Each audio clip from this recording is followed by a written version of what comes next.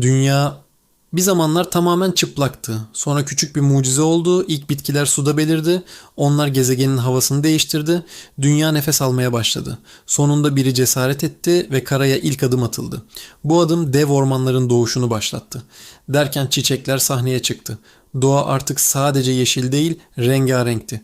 Tohumlar dünyaya yayıldı ve yaşam çoğaldı.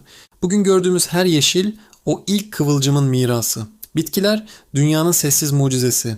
Bu hikayeyi beğendiyseniz daha fazlası için kanalıma abone olmayı unutmayın.